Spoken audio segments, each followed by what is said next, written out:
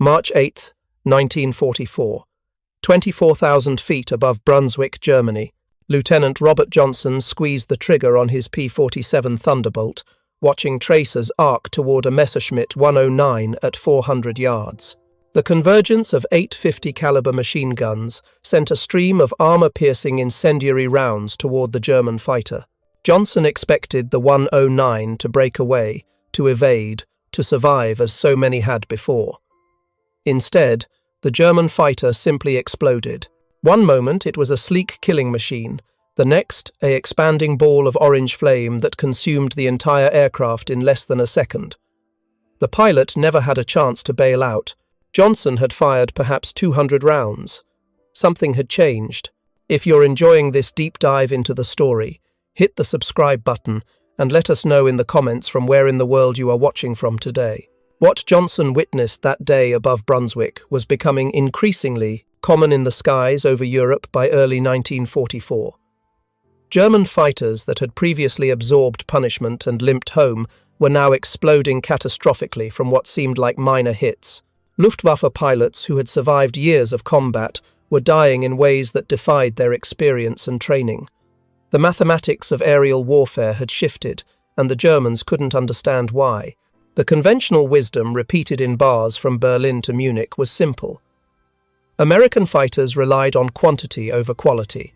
The 50 caliber Browning machine gun, while effective, lacked the devastating punch of German 20mm and 30mm cannons. A few hits from a Messerschmitt 109's cannon could tear a wing off an American fighter. American pilots, the thinking went, had to pour hundreds of rounds into a target to achieve the same result. The Luftwaffe High Command believed they understood their enemy. American fighters carried 6 or 8 50 caliber machine guns because American industry could produce machine gun ammunition in vast quantities. It was a brute force approach. Spray enough bullets and eventually something vital would be hit. The German approach was more elegant, more efficient.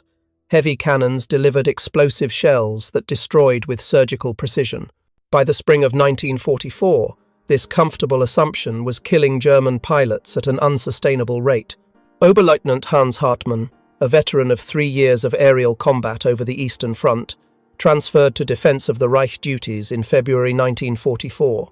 He flew the Focke-Wulf 190, one of Germany's finest fighters, equipped with 4 20mm cannons and 2 13mm machine guns.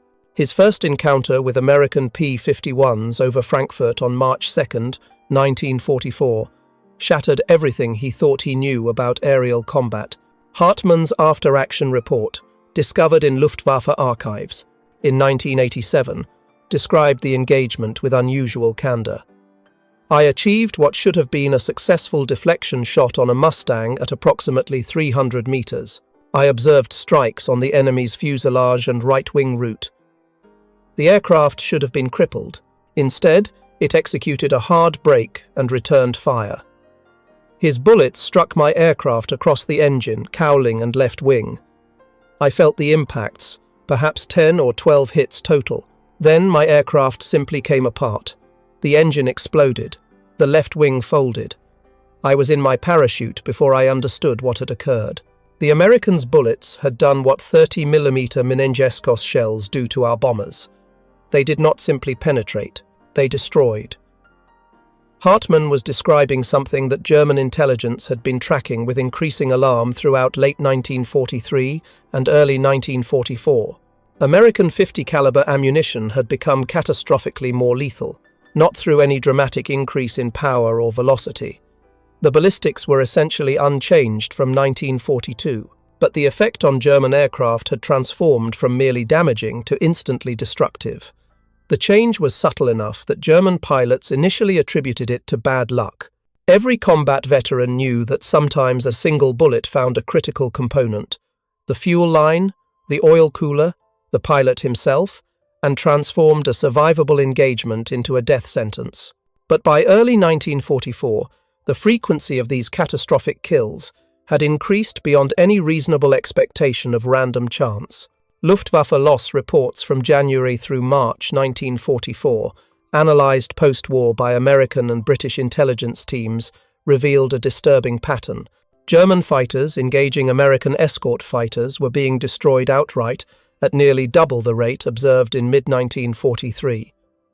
More significantly, the percentage of aircraft returning with battle damage but surviving had plummeted. Hits that previously caused fighters to limp home were now causing immediate structural failure or catastrophic fire. German pilots developed their own grim terminology for what they were experiencing. Blitzfeuer, lightning fire, described the way German aircraft would suddenly erupt in flames from what appeared to be trivial damage. Explosivtreffer, explosive hits, referred to the way fuel tanks would detonate rather than simply leak when struck. Veteran pilots who had survived years over Russia, North Africa, and the Mediterranean were dying in their first engagements over Germany. The truth that German intelligence struggled to piece together was simultaneously simple and profound. American .50 caliber ammunition had not fundamentally changed. What had changed was how American pilots used it, which ammunition types they loaded, and most critically, where they aimed.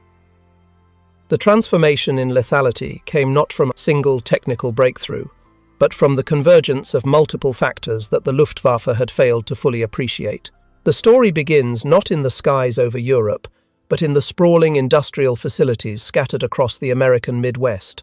By 1943, American industry was producing over 100 million rounds of .50 caliber ammunition every month.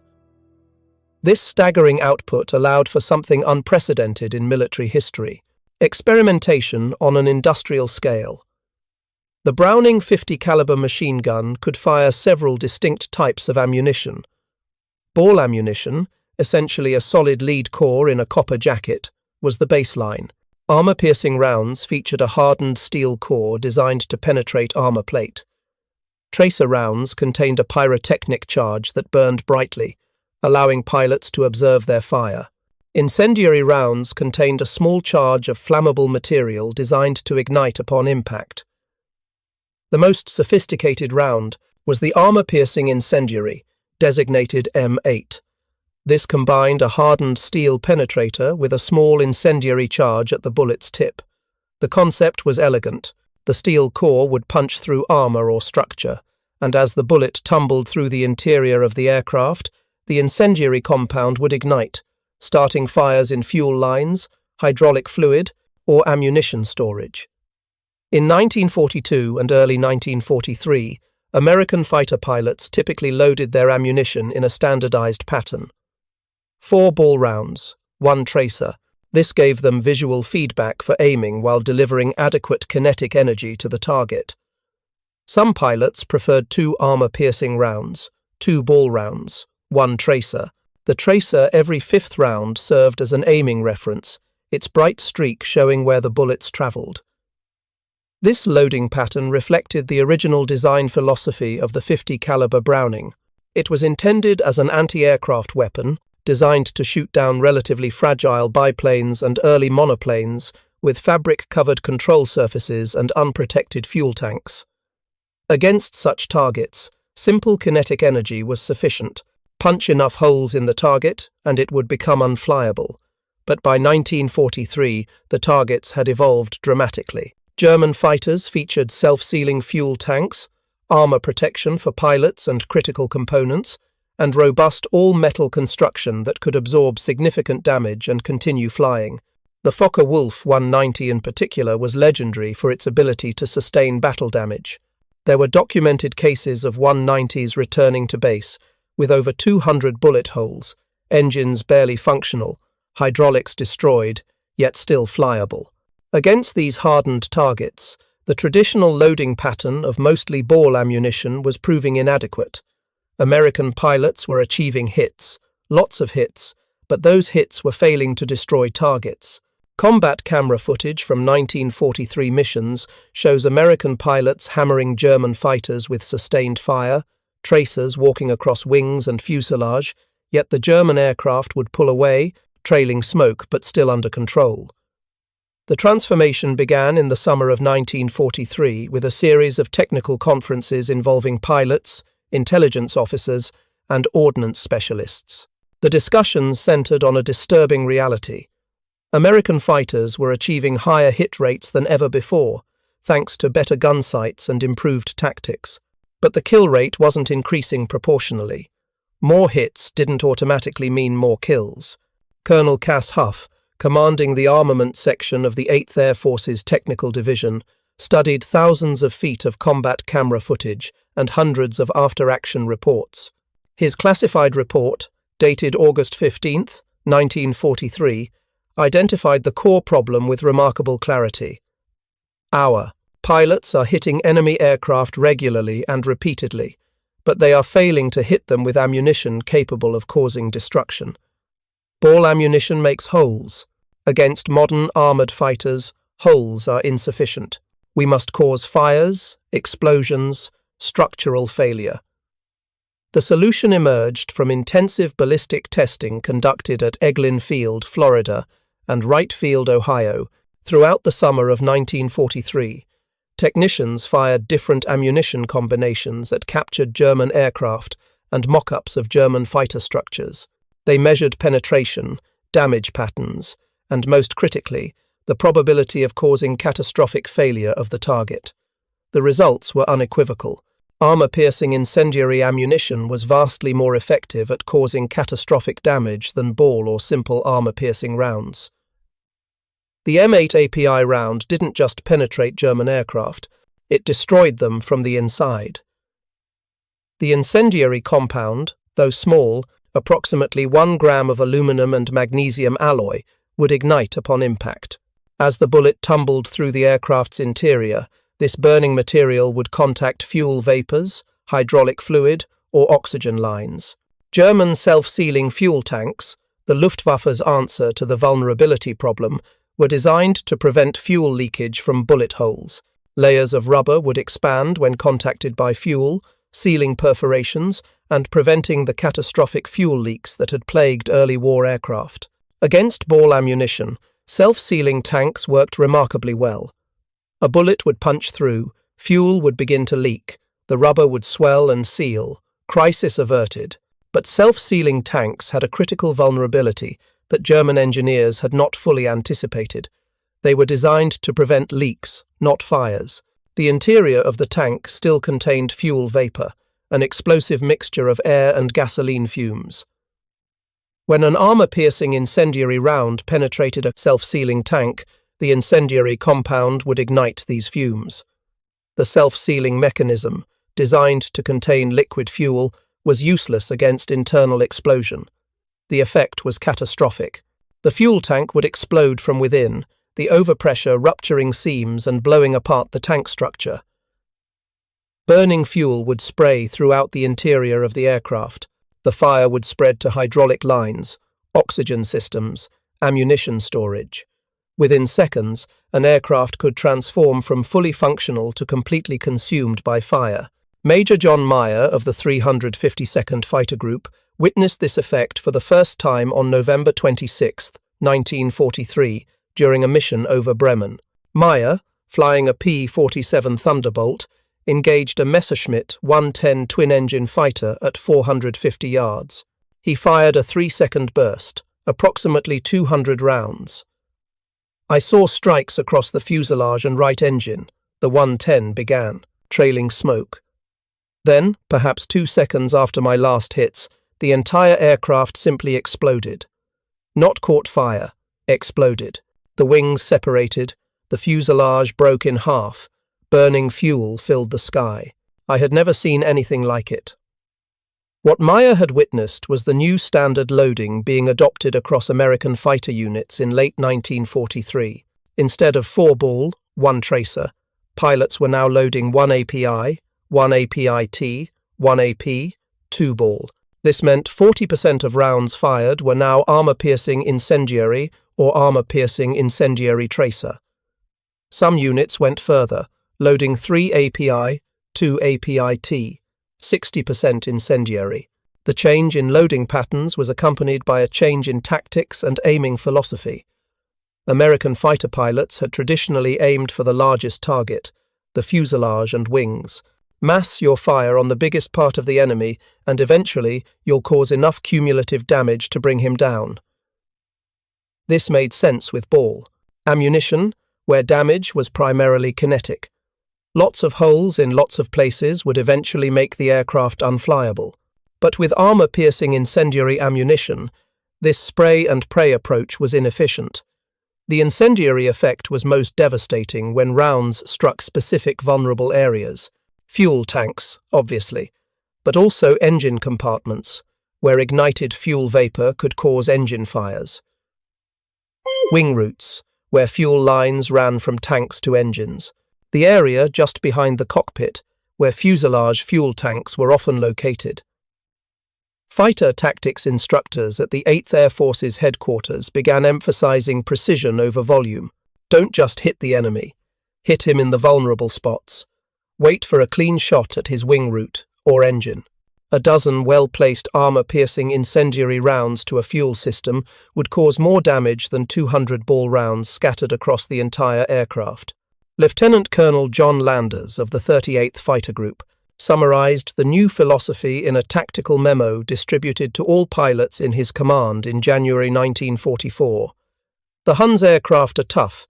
You cannot simply outshoot them with volume of fire, but they have vulnerabilities, their fuel tanks, their engines. Aim for these.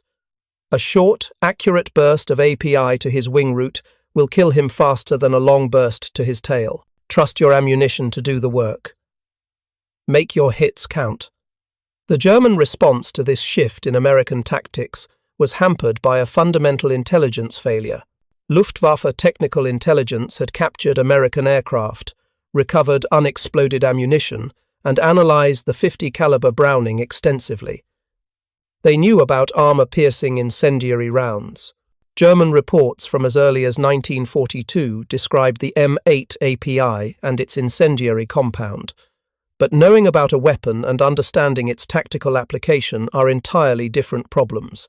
German intelligence reports from 1942 and early 1943 noted that American fighters used incendiary ammunition, but estimated it comprised perhaps 10 to 15% of total ammunition load.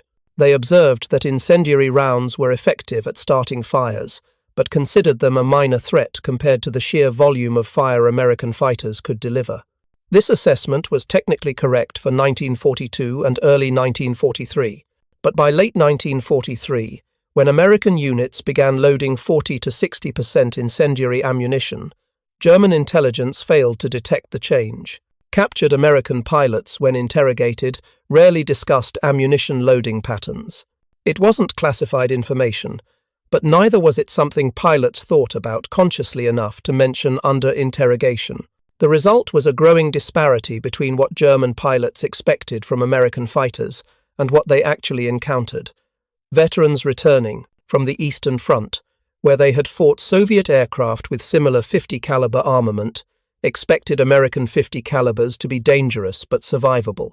A few hits might damage your aircraft, but unless you were extraordinarily unlucky, you could probably make it home. This expectation was killing them. Unteroffizier Klaus Miertusch, a veteran of the Eastern Front with 47 confirmed victories, transferred to defense of the Reich in December 1943. He was shot down and killed on his third mission against American bombers on December 22nd. His wingman, who survived, reported that Miertusch had engaged a P-38 Lightning in what appeared to be a successful attack. Miertusch achieved multiple hits on the American fighter, but the P-38 pilot, rather than breaking off as Miertusch expected, reversed hard and returned fire. A short burst struck Miertusch's Focke-Wulf 190 in the wing route. The aircraft exploded instantly. The wingman's report noted with confusion, Miertusch achieved the better shooting position. He struck the American fighter repeatedly, but when the Americans' bullets found Miertusch, the effect was like an artillery shell, not machine gun fire. His aircraft simply ceased to exist. This pattern, experienced pilots achieving what should be killing hits on American fighters only to be destroyed by seemingly minor return fire, repeated itself throughout early 1944. The psychological effect on Luftwaffe morale was profound. Pilots who had survived years of combat began to fear American escort fighters in ways they had never feared Soviet fighters. The mathematics of survival had changed, and experience no longer protected you.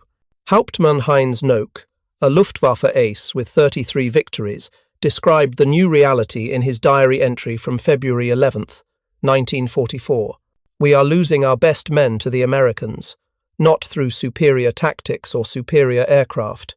The Mustang and Thunderbolt are good machines, but our 109s and 190s are their equals in the hands of an experienced pilot. We are losing because when they hit us, we burn. When we hit them, they absorb the punishment and keep fighting." I witnessed Oberleutnant Steiger, one of our finest pilots, achieve a perfect deflection shot on a Mustang yesterday. I saw his shells strike the American's wing and fuselage. Steiger was celebrating on the radio when the Mustang, apparently undamaged, executed a barrel roll and fired a single burst, perhaps 50 rounds. Steiger's 109 exploded. There was no fire, no smoke, no warning, just an explosion and falling debris. This is the third experienced pilot I have watched die this way this month. Noak's observation about American aircraft absorbing punishment highlighted another factor in the lethality equation.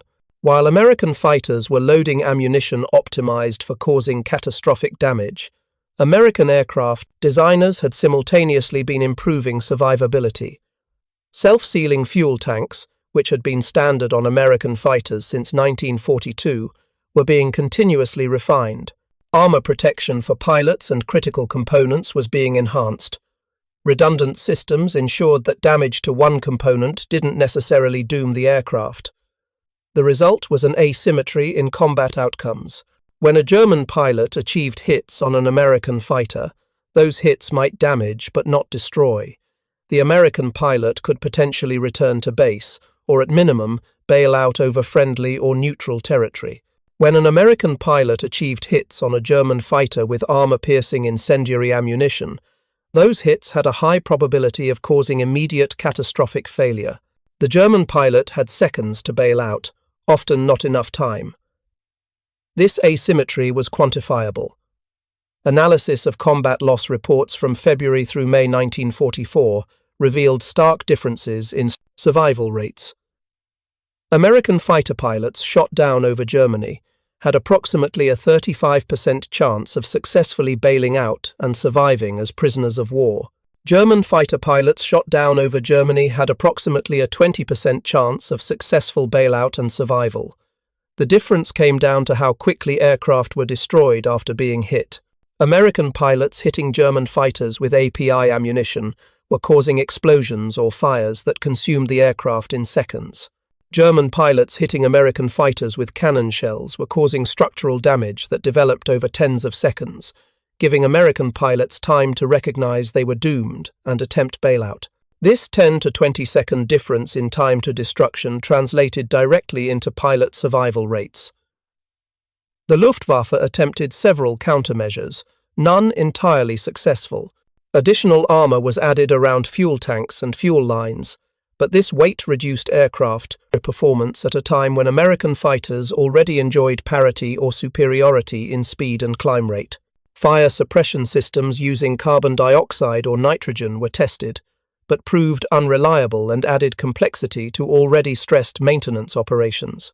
Some Luftwaffe units attempted to adopt the American approach, loading higher percentages of incendiary ammunition in their 20mm cannons. German 20mm Menengeschoss ammunition already contained significant explosive and incendiary compounds.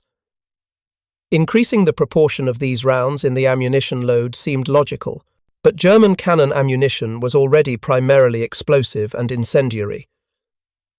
There was little room for optimization. The fundamental problem for the Luftwaffe was one of physics and chemistry. The American .50 caliber armor-piercing incendiary round carried its incendiary compound in a hardened penetrator, traveling at over 800 meters per second.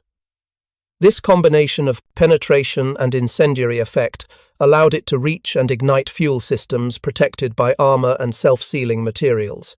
German 20mm shells, while more destructive on impact, often detonated on exterior surfaces before reaching interior fuel systems.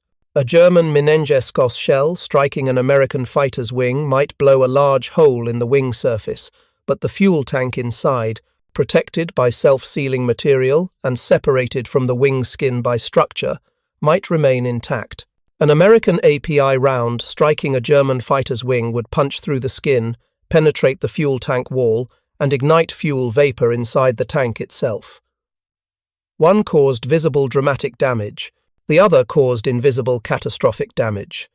Colonel Francis Gabreski, one of the highest-scoring American aces in Europe with 28 confirmed victories, understood this distinction intuitively. In a post-war interview conducted in 1948, Gabreski explained his tactical philosophy. The Germans thought we were just spraying bullets and hoping to get lucky. They didn't understand we were being very deliberate about where we aimed and what we aimed for. I didn't try to shoot down German fighters by shooting at the whole airplane. I shot at their fuel systems. Wing roots, engine nacelles, fuselage tanks. That's where the fuel is. Put API into those spots, and the airplane would burn. I learned early that a 2-second burst, maybe 150 rounds, placed precisely into a 109's wing root, would kill him 95% of the time. Not damage him, kill him. The airplane would fireball. But if I fired 500 rounds scattered all over the airplane, he'd probably make it home. Precision with the right ammunition was everything. Gabreski's kill-to-ammunition expended ratio bore out his philosophy. Analysis of his combat camera footage revealed that his average ammunition expenditure per confirmed kill was approximately 280 rounds. This was remarkably efficient compared to the 8th Air Force average of approximately 800 rounds per kill in 1943, dropping to approximately 500 rounds per kill by mid-1944. The improvement in overall kill-to-ammunition ratios reflected the combination of better ammunition loading, improved aiming doctrine, and enhanced gun sights. By early 1944, American fighters were being equipped with the K-14 computing gun sight, a gyroscopic device that automatically calculated deflection for moving targets. The pilot simply placed the reticle on the target, adjusted a dial to estimate target size and range, and the sight would indicate the proper lead angle. The K-14 sight transformed gunnery from an art requiring extensive practice into a semi-automated process. Pilots with minimal combat experience could now achieve deflection shots that previously required veteran marksmanship, combined with armor-piercing incendiary ammunition loaded in high percentages. This meant that even novice American pilots could achieve catastrophic kills on their first engagements. Lieutenant Robert Strobel of the 55th Fighter Group shot down his first German aircraft, a Focke-Wulf 190, on his third combat mission on March 6, 1944. Strobel's after-action report revealed his surprise at the result. I got on his tail at about 400 yards. I put the pipper on him like I'd been taught and fired. The K-14 sight showed the deflection. I just held the trigger down for maybe 2 seconds. The 190 exploded. I mean, completely exploded. Pieces everywhere. I thought maybe I'd hit his ammunition storage or something. But my flight leader told me that's just what happens now. The API does that. If you find this story engaging, please take a moment to subscribe and enable notifications. It helps us continue producing in-depth content like this. The Luftwaffe's intelligence analysts struggled to understand why American gunnery effectiveness had improved so dramatically between mid-1943 and early 1944. They correctly identified the introduction of the K-14 gun sight as a significant factor. Intelligence reports from February 1944 noted with concern that American pilots were achieving deflection shots with accuracy that exceeded their training and experience levels. The computing sight was eliminating much of the skill gap between veteran and novice pilots. But German analysts failed to connect the improved aiming technology with the changed ammunition loading patterns. They treated these as separate developments rather than synergistic factors. A report from Luftwaffe operations staff dated March 20, 1944, noted increasing American kill rates, but attributed this primarily to numerical superiority and the introduction of long-range fighters like the P-51 Mustang. The report mentioned incendiary ammunition only in passing, as one factor among many. This intelligence failure had operational consequences. Luftwaffe tactical doctrine continued to emphasize the superiority of German cannon armament over American machine gun armament. Pilots were instructed to close to optimal cannon range, typically 200 to 400 meters, where their 20mm and 30mm guns could deliver devastating firepower. This doctrine made sense when American fighters carried primarily ball ammunition. It was suicidal when they carried predominantly armor-piercing incendiary. At 200 to 400 meters, 400 to 800 yards, American pilots with K-14 sights and API-loaded guns were achieving near-certain kills with short bursts. German pilots pressing their attacks to these close ranges, believing they enjoyed a firepower advantage, were flying into their own deaths. The tactical doctrine that had served the Luftwaffe well in 1942 and early 1943 was becoming a death trap. Some Luftwaffe commanders recognized the problem and attempted to adapt tactics. Major Gerhard Barkhorn, one of Germany's highest-scoring aces with over 300 Eastern Front victories, transferred to defense of the Reich in January 1944. After losing several experienced pilots in his first month, Barkhorn issued new tactical guidelines to his unit. Do not close to within 400 meters of American fighters. Their guns are far more lethal than intelligence reports indicate. Engage from maximum cannon range, 600 to 800 meters, fire, and break away immediately. Do not attempt sustained combat at close range. Barkhorn's tactical innovation kept his unit's loss rates lower than average, but it also reduced kill rates. German cannons were less accurate at 600 to 800 meters than at traditional engagement ranges. Pilots following Barkhorn's doctrine were surviving longer but achieving fewer victories. The fundamental problem remained unsolved.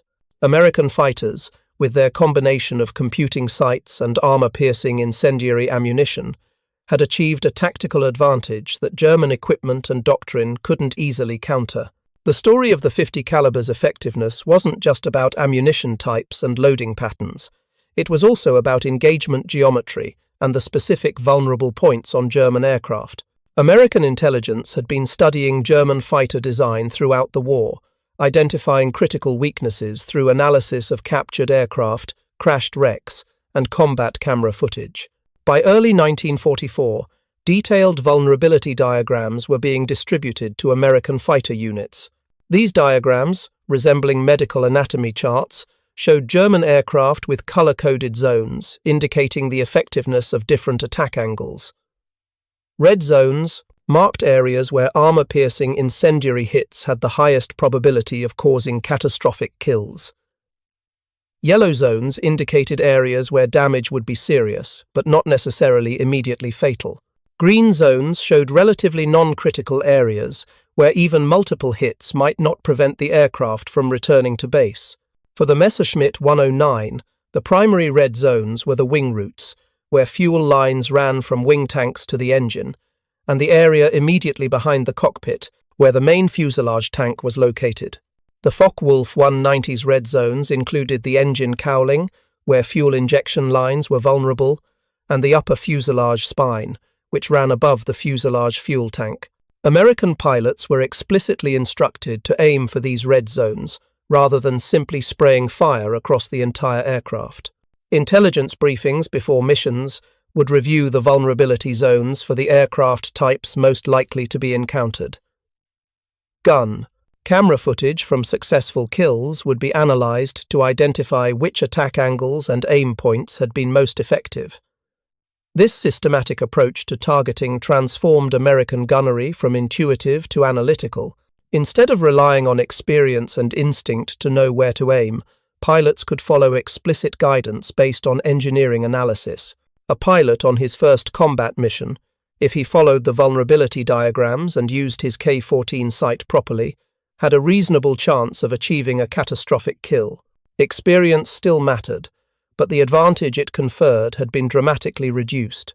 The introduction of the P-51 Mustang to the European theatre in late 1943 accelerated all these trends. The Mustang's 650 caliber machine guns converged to intersect at a point approximately 300 yards ahead of the aircraft, created a cone of fire with exceptional density. When loaded with predominantly armor-piercing incendiary ammunition, this cone of fire became what pilots called the meat grinder. Captain Clarence "Bud" Anderson of the 357th Fighter Group described the Mustang's firepower in characteristically direct terms. 650s with API converged at 300 yards. If you got inside 400 yards with your target in the convergence zone, you were going to kill him, period. The density of fire was such that multiple API rounds would hit the target simultaneously. Wing root, engine, fuselage, tank, all getting hit at the same time. The target just came apart. Anderson's combat record supported his confidence. Between February and November 1944, he achieved 16 aerial victories while expending an average of approximately 350 rounds per kill. His combat camera footage, preserved in the National Archives, shows German fighters being destroyed with remarkable consistency. The pattern was almost monotonous. Anderson would close to 300 to 400 yards, place his Pipper on the target's wing root or engine using his K-14 sight, fire a 2 to 3 second burst, and the target would explode or burst into flames. The Mustang's fuel capacity allowed for extended combat deep over Germany, which meant American pilots could choose their engagements more carefully. They didn't need to take hasty, low-probability shots because they were running low on fuel and needed to head home. They could wait for optimal geometry, optimal range, optimal target presentation. This patience, enabled by the Mustang's range, increased hit probability and kill probability dramatically. German pilots quickly learned to fear the Mustang, not because it was dramatically superior to the Focke-Wulf 190 or late-model Messerschmitt 109s in terms of pure performance, but because Mustang pilots could choose when and how to fight. A German pilot might successfully evade one Mustang only to find another diving on him from a different angle. The Americans had time, fuel, and ammunition to set up multiple attacks. The Germans, operating over their own territory but often low on fuel after climbing to intercept altitude, had to accept combat whether the tactical situation favored them or not. By April 1944, Luftwaffe loss rates over Germany had reached crisis levels. The Germans were losing experienced fighter pilots faster than their training system could replace them. In April alone, the Luftwaffe lost approximately 420 fighter pilots killed or missing over Germany and occupied territories. Another 180 were seriously wounded. This represented nearly 40% of the experienced fighter pilot force. The losses came disproportionately among veteran pilots. Experienced Luftwaffe fighters, confident in their abilities and accustomed to aggressive tactics, would press attacks on American bombers despite the presence of escort fighters. They expected to outfly and outfight American pilots, who often had less experience and less training. What they encountered instead was a systematic application of superior technology and doctrine that turned their experience into a liability. Veterans knew how to get close, how to press an attack through defensive fire, how to achieve the optimal firing position for their cannons. All of these skills led them to close within 400 yards of American fighters.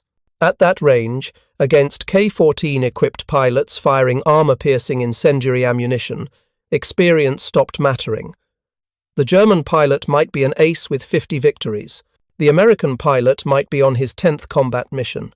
But if the American achieved a 2-second burst into the German's wing root, the German was almost certainly dead regardless of his skill level.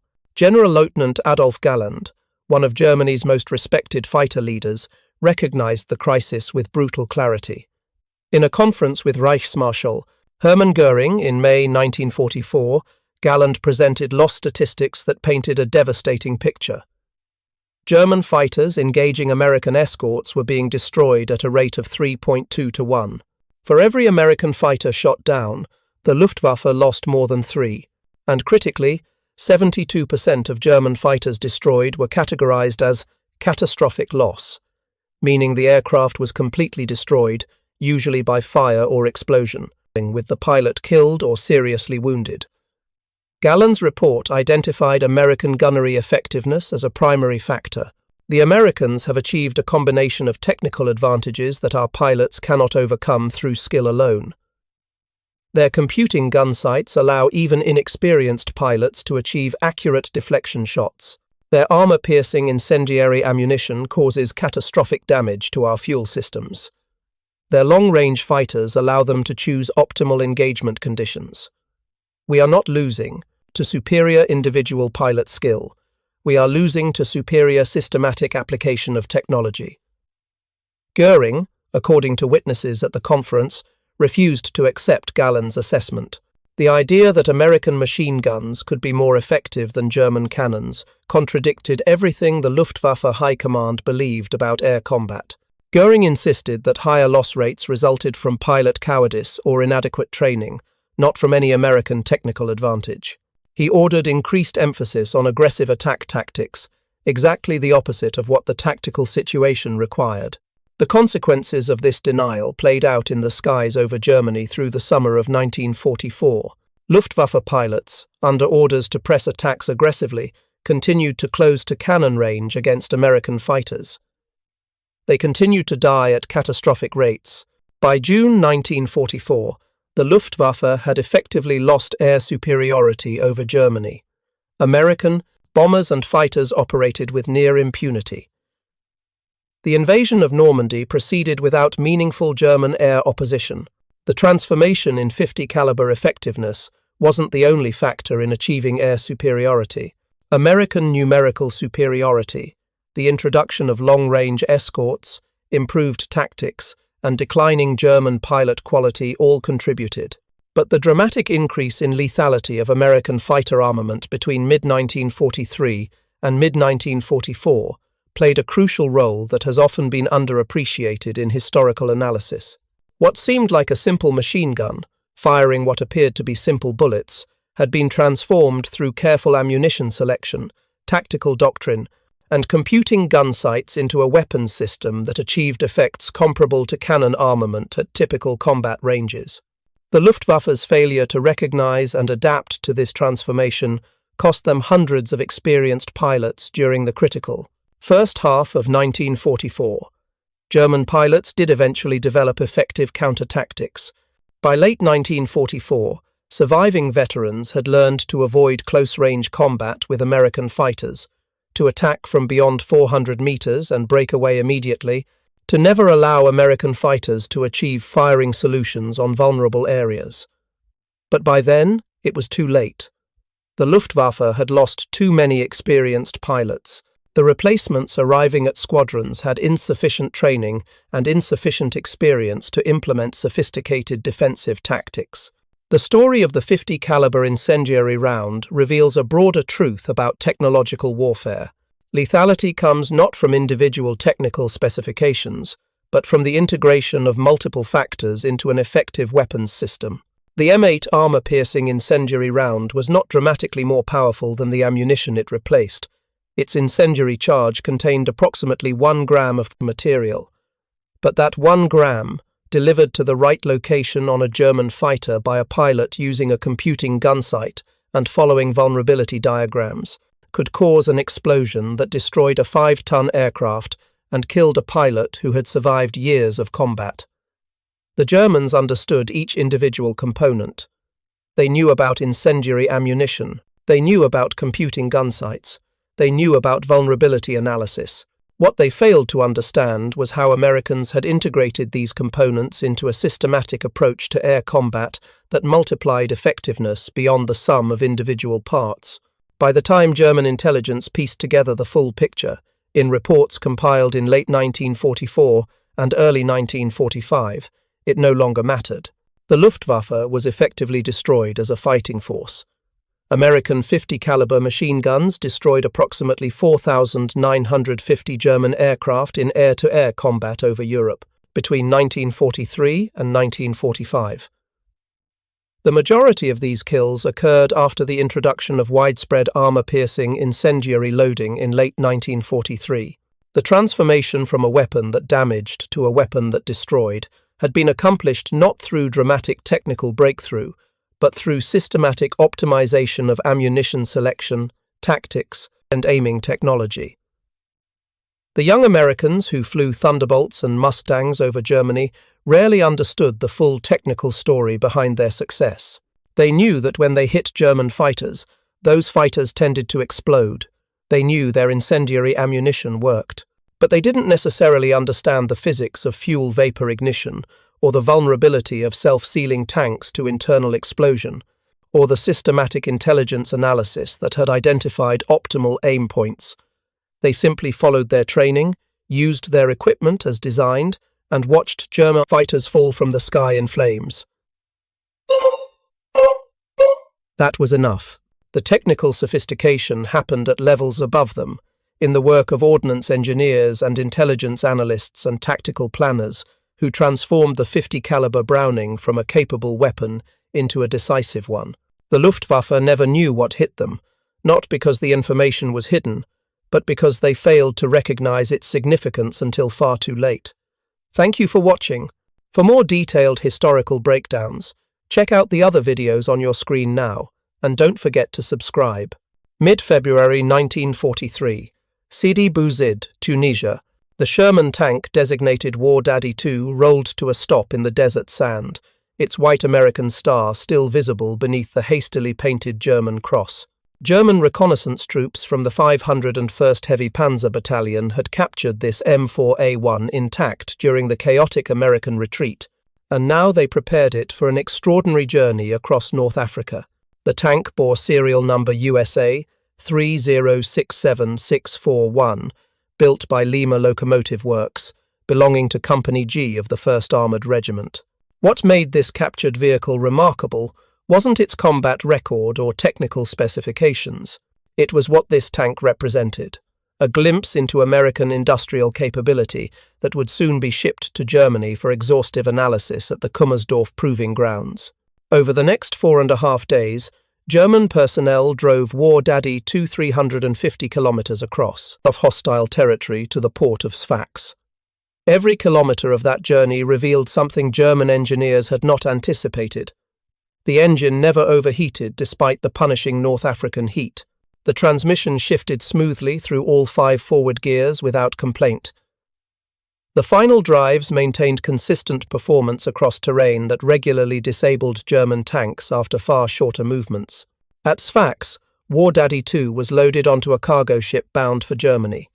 The Army Weapons Office had issued explicit orders. This tank must reach Kummersdorf intact and operational. German intelligence had received reports about American tank production capabilities, but seeing a physical example made those statistics real in ways numbers on paper never could. As the ship steamed northward across the Mediterranean, Wehrmacht engineers prepared testing protocols that would measure, analyze, and document every aspect of American tank design. What those engineers could not know was that this captured Sherman represented only the beginning of American tank evolution. War Daddy II carried ammunition stored in vulnerable sponsons above the tracks, a design feature that would soon be recognized as the Sherman's most dangerous flaw. By the time this tank arrived at Kummersdorf in spring 1943, American engineers were already developing a solution that would fundamentally transform Sherman survivability, a modification the Germans would never capture, never test, and perhaps never fully understand. The mathematics of tank warfare had always been brutal. Armor thickness, gun penetration, crew training, tactical doctrine, all these factors determined survival on the battlefield. But one statistic haunted every tank crew in every army: the fire. When a tank was penetrated by enemy fire, what were the chances the vehicle would erupt in flames, trapping its crew inside a steel coffin? For early Sherman tanks fighting in North Africa, Sicily, and Italy, that statistic was devastating. British and American reports documented fire rates between 60% and 80% for penetrated Shermans. 4 out of every 5 tanks that took a penetrating hit burst into flames. Crews who survived the initial penetration faced a desperate race against time. Could they escape through hatches before ammunition ignited? Could they evacuate wounded crewmates before the interior became an inferno? German tankers watched these Sherman fires with grim satisfaction. They allegedly nicknamed the American tank Tommy Cooker, after the British soldiers called Tommies, who crewed many of these vehicles. Some sources claim German troops also used the term Ronson, though this nickname's authenticity remains disputed. What wasn't disputed was the observable reality on the battlefield. Shermans burned with horrifying frequency when hit. If you're enjoying this deep dive into the story, hit the subscribe button and let us know in the comments from where in the world you are watching from today. American and British tank crews understood the danger intimately. They could see the design flaw every time they loaded ammunition into their tanks. 75mm shells, each containing over 2 kilograms of propellant powder, stored in vertical racks along the hull's sponsons, directly above the tracks. These ammunition stowage bins sat in the most vulnerable part of the tank, exposed to side penetrations that were far more common than frontal hits. The propellant powder in each shell was designed to burn rapidly and completely, generating the gas pressure needed to propel the projectile at high velocity. That same characteristic made it extraordinarily dangerous when enemy fire penetrated the thin sponson armor. A single spark from a penetrating shell could ignite one round. That round's propellant would flash, igniting adjacent rounds. Within seconds, the entire ammunition load would cook off in a cascading inferno that gave crews almost no time to escape. British forces, receiving thousands of Shermans through Lend-Lease, were the first to document this vulnerability systematically. British Operational Research Section No. 2 conducted detailed analysis of knocked-out tanks in North Africa and Italy. Their findings, compiled from examining 40 Sherman tanks, revealed the stark mathematics of survival. 33 tanks burned after being penetrated. 7 did not. An 82% fire rate following an average of just 1.89 penetrations per tank. The British shared these findings with American authorities in 1943. The reports triggered immediate concern among U.S. Army Ordnance Department engineers. If the British numbers were accurate, and field commanders confirmed they were, then the Sherman had a fundamental design flaw that cost American lives with every engagement. American engineers began systematic investigation into why Shermans burned so frequently. They conducted and controlled tests at Aberdeen Proving Ground in Maryland, varying the conditions to isolate causative factors. First, they tested Shermans with ammunition removed but fuel and oil present. Penetrations rarely caused fires. The gasoline fuel, despite common assumptions, was not the primary culprit. Then, they reversed the test. Shermans fully loaded with ammunition but with all fuel and oil drained. The results were even more alarming than British field reports suggested. 90% of penetrations to the fighting compartment caused immediate fires. 9 out of 10 hits ignited the ammunition.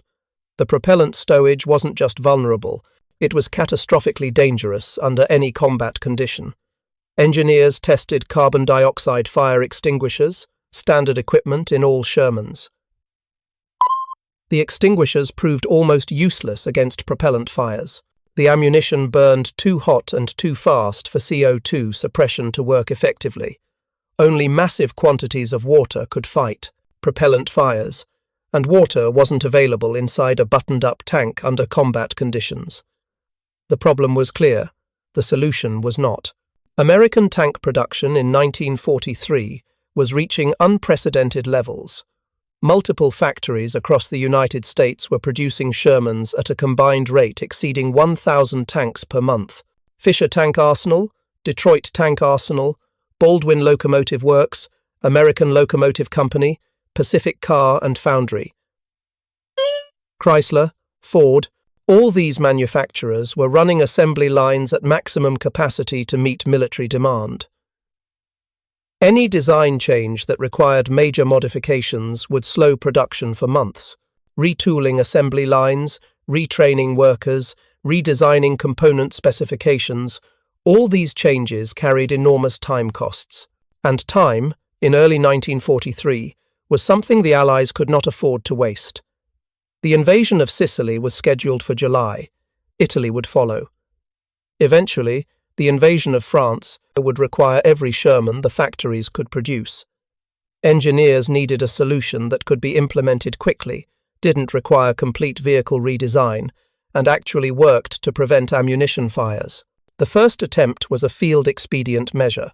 Beginning in 1943, armoured units in North Africa and Italy began welding 1-inch-thick appliqué armour plates to the sponson sides, directly over the ammunition stowage bins.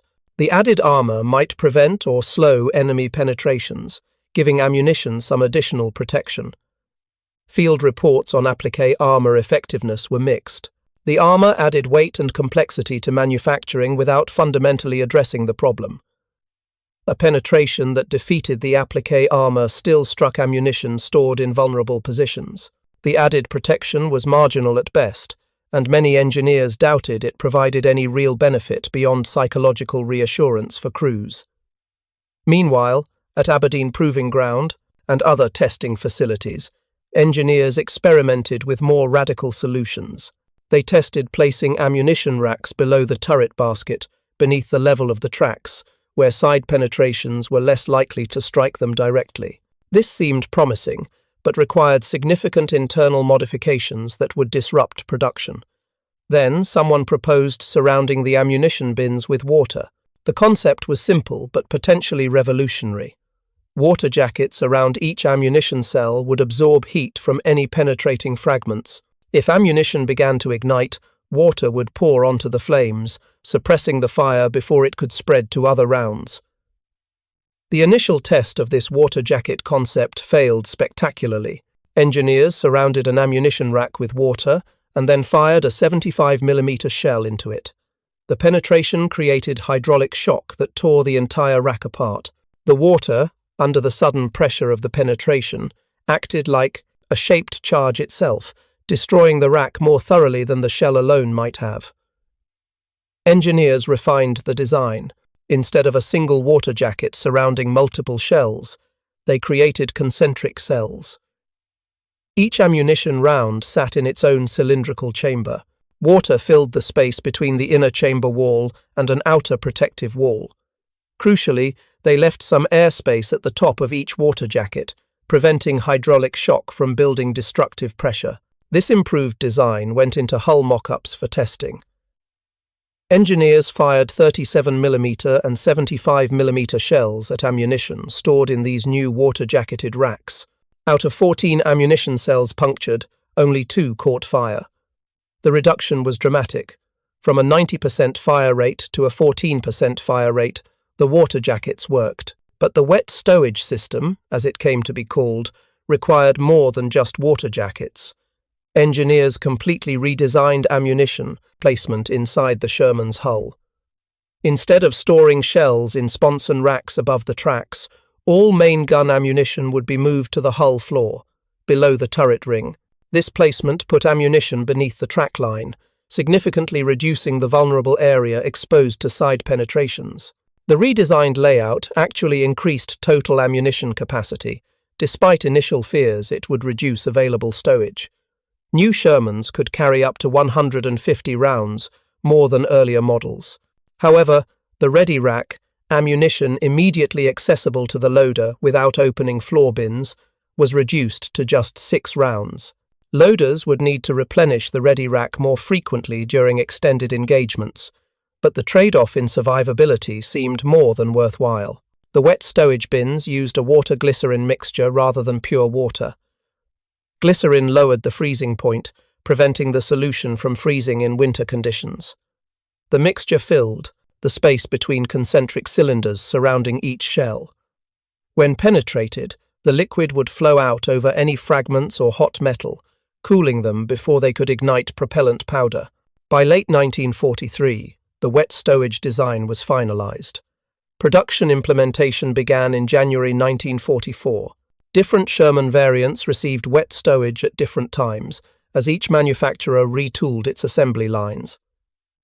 The M4A1, with the 76mm gun, received wet stowage first, in January. The M4A3 with the 75mm gun followed in February. Additional variants came online through spring and summer 1944. Tanks equipped with wet stowage ammunition racks received a W designation after their model number. An M4A375W meant a Ford-engine Sherman with a 75mm gun and wet ammunition storage. That single letter represented the difference between an 80% chance of burning when penetrated and a 10 to 15% chance. The wet stowage modification added 900 pounds to the Sherman's weight.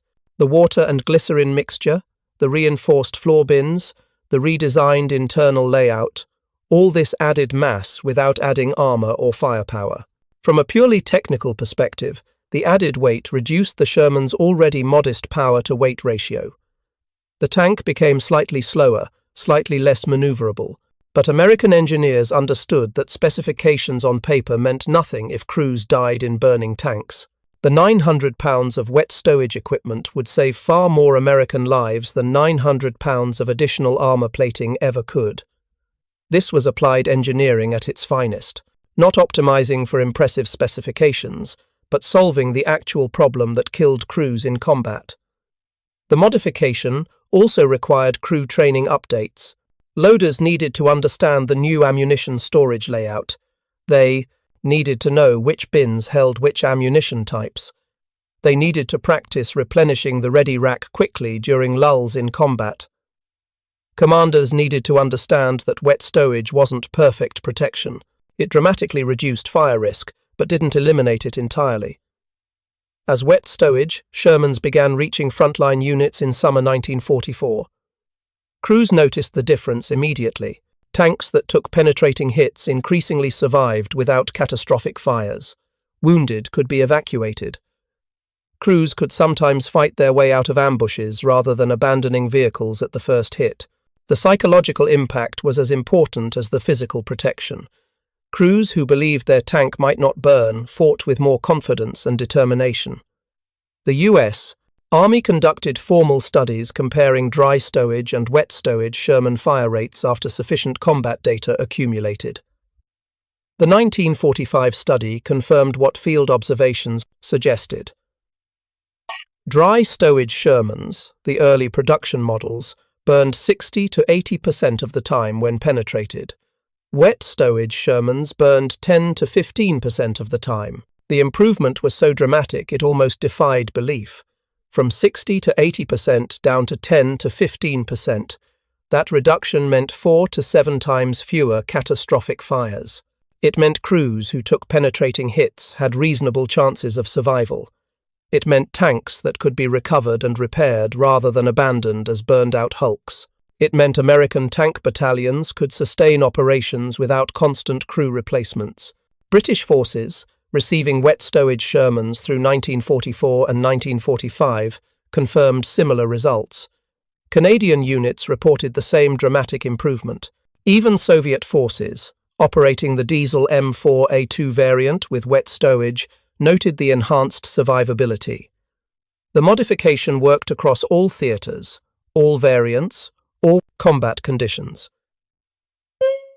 Back in Germany, Wehrmacht engineers at Kummersdorf continued testing War Daddy II and other captured Shermans throughout 1943 and into 1944. They measured automotive reliability that exceeded German tank standards. They documented the synchronized transmission that made the Sherman easier to drive than any German tank. They analyzed the Continental radial engine's remarkable tolerance for varied operating conditions. They examined the final drives that rarely failed even under sustained combat stress. What those German engineers never captured was a wet stowage Sherman. Every Sherman tested at Kummersdorf, every Sherman pressed into German service after capture, every Sherman examined by Wehrmacht intelligence, all were early production models with dry ammunition stowage. The Germans never saw the water-jacketed bins. They never tested the redesigned floor stowage. They never measured the difference between 60 to 80% fire rates and 10 to 15% fire rates. This wasn't because wet stowage Shermans were rare or restricted to rear areas. By late 1944, wet stowage variants constituted the majority of new Shermans reaching combat units. The M4A375W became the standard American medium tank in Europe. The M4A376W equipped armoured divisions throughout the Ardennes campaign. The M4A3E2 jumbo assault tank introduced in June 1944, had wet stowage as standard equipment. The Germans simply never captured one intact enough for detailed technical analysis. Wet stowage Shermans that were knocked out and abandoned typically burned from other causes: combat damage, fuel fires, external fires, destroying the evidence of internal modifications. Shermans captured intact were usually abandoned due to mechanical issues or crew panic, situations that occurred less frequently as American crew quality improved through 1944. German intelligence reports from the Western and Italian fronts documented Sherman casualties throughout 1944 and 45. Wehrmacht officers noted that American tanks continued to burn when hit, but they never distinguished between early dry stowage models and later wet stowage variants. To German observers, all Shermans looked essentially identical from the outside. The external appearance revealed nothing about the revolutionary changes happening inside American tanks. German propaganda continued to emphasize Sherman vulnerability throughout the war. Articles in military publications and newspapers described the American tank as inferior to German designs, easy prey for German guns, prone to catastrophic fires. These assessments, accurate when applied to early Shermans, became increasingly outdated as wet stowage models dominated American armored formations.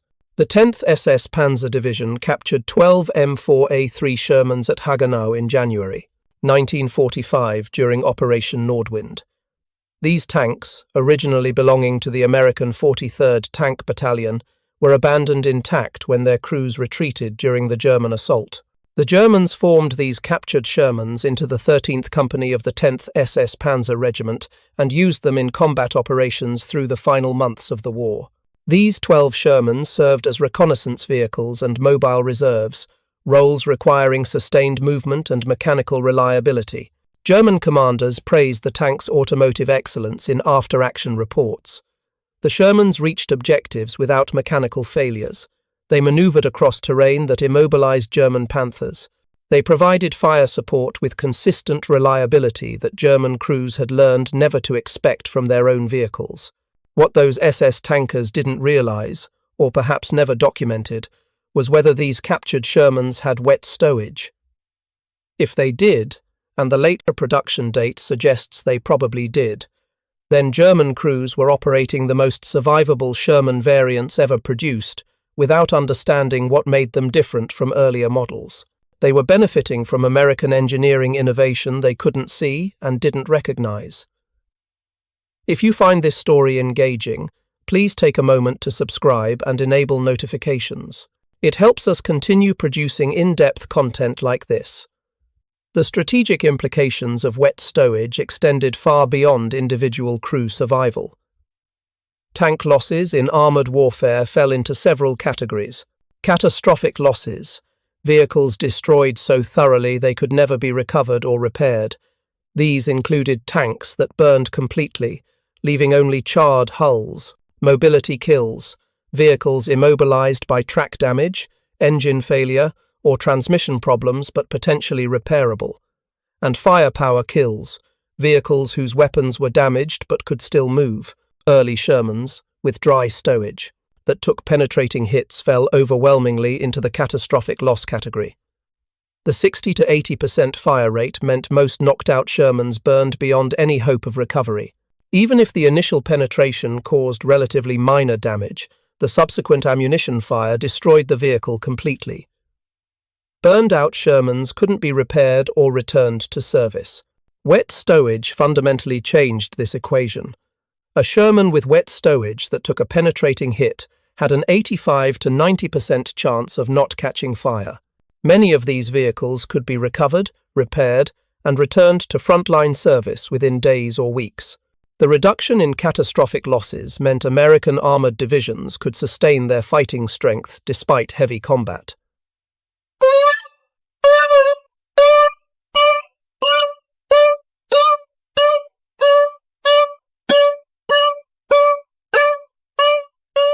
The U.S. 3rd Armored Division's casualty statistics illustrated this difference.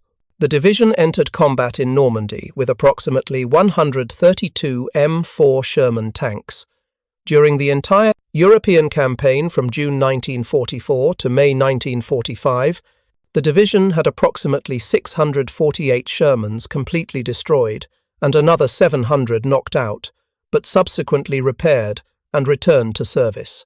This 580% loss rate sounds catastrophic until you understand what it represents. The division could absorb such heavy losses only because many knocked-out Shermans survived to be repaired. If all 1,348 damaged Shermans had burned like early dry stowage models typically did, the division would have been destroyed multiple times over, with no possibility of recovery. American logistics units developed efficient procedures for recovering and repairing battle-damaged Shermans. Tank retrieval companies used M32 recovery vehicles, themselves based on Sherman chassis, to tow disabled tanks from battlefields.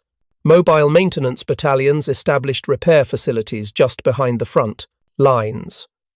Ordnance companies stockpiled replacement components, power packs, transmissions, guns, turrets, everything needed to rebuild damaged vehicles. This entire logistics system depended on damaged Shermans surviving in repairable condition. Wet stowage made that survival possible.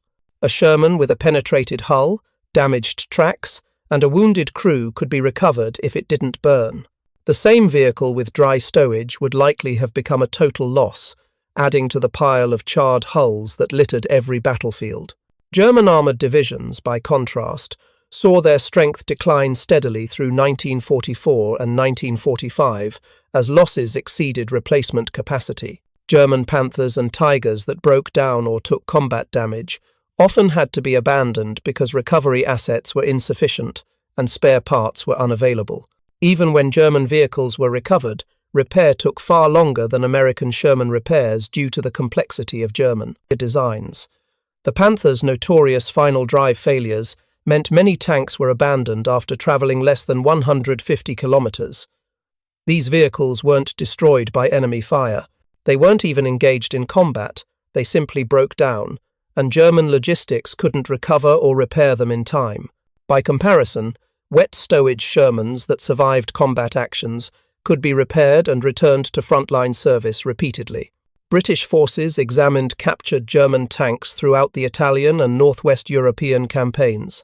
After Germany's surrender in May 1945, British authorities conducted comprehensive assessments of German tank designs. They examined Panthers, Tigers, and other vehicles extensively. One conclusion appeared repeatedly in British technical reports. German tanks caught fire at rates comparable to or exceeding early Sherman fire rates. A British study found that from a sample of 22 Panthers examined in combat zones, 14 had burned after being penetrated. That's 63%, remarkably similar to early Sherman fire rates. From a sample of 5 Tigers examined, 4 had burned. 80%. The Panzer IV, Germany's most common tank, burned 4 out of 5 times in the British sample examined. 80%. These fire rates weren't unique to Shermans. They represented the brutal reality of tank warfare across all armies. Ammunition storage anywhere inside a tank created fire risk when the vehicle was penetrated. German tanks stored their ammunition throughout the fighting compartment, along hull sides, behind armor plates, in turret baskets. Every location was vulnerable to enemy fire. What made the Sherman unique wasn't that it burned more often than German tanks. Early Shermans burned at rates comparable to German vehicles. What made the Sherman unique was that American engineers identified the problem, developed a solution, implemented it across thousands of tanks, and reduced fire rates to a fraction of what any other army achieved. That was the revolution wet stowage represented. American pragmatism solving a problem other armies simply accepted as inevitable. German engineers never developed comparable solutions for their tanks. They never implemented water-jacketed ammunition storage. They never redesigned internal layouts to place ammunition below the track line. They never conducted the systematic testing that proved wet stowage worked.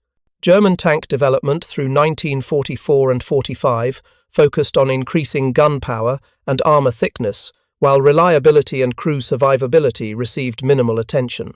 The French army, operating captured Panthers from 1946 to 1950, documented this oversight extensively in their technical reports. French tankers, accustomed to operating Shermans during the war, found Panthers unreliable, uncomfortable, and dangerous. French technical report Le Panther from 1947 noted numerous deficiencies but paid particular attention to crew survivability issues. French engineers noted that Panthers had no provisions for preventing ammunition fires. The ammunition storage was as vulnerable as early Sherman dry stowage had been. If anything, Panthers were more vulnerable because their ammunition was stored in even more exposed positions. French crews operating Panthers in training exercises experienced several ammunition fires that killed or injured personnel. These weren't combat situations. They were peacetime training accidents that demonstrated fundamental design flaws German engineers never addressed. The British post-war evaluation of Panthers reached similar conclusions. British authorities completed 9 Panthers in spring 1946 using German parts and technicians at a captured German factory. They intended to conduct standard acceptance trials on these vehicles.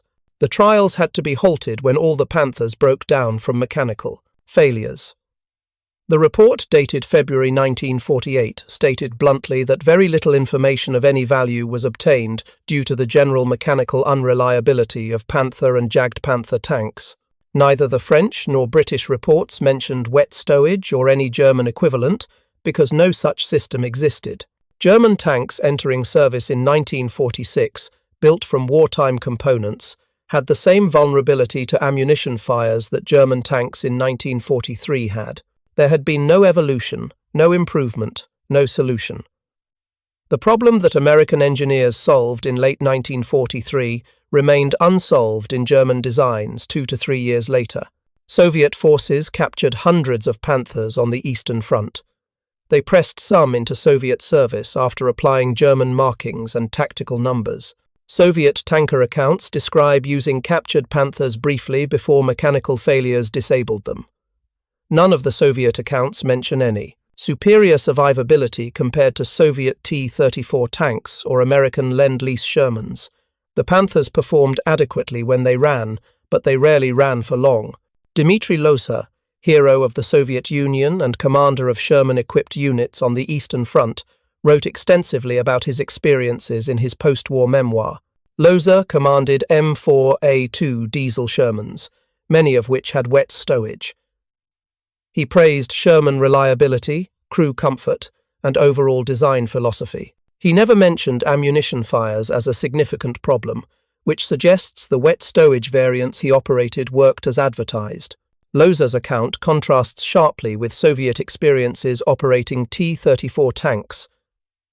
Soviet crews reported high casualties from ammunition fires when T-34s were penetrated.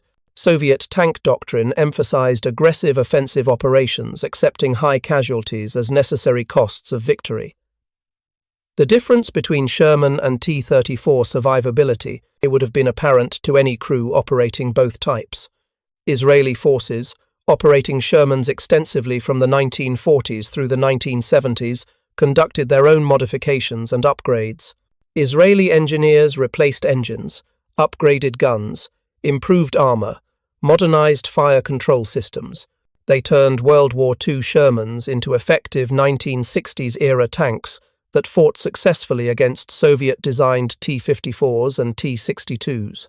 Israeli modifications retained the basic Sherman hull and internal layout, including the wet stowage ammunition placement. Israeli tankers fighting in the 1967 Six-Day War and 1973 Yom Kippur War reported survivability rates that exceeded expectations given the age of their vehicles.